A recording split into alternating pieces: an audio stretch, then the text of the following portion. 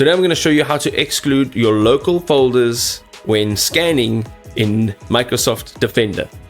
Okay, we're going to start out over here in the search bar on your desktop. You want to go to Windows Security. Now over here it's in my recent, but if it's not, go ahead and type it in.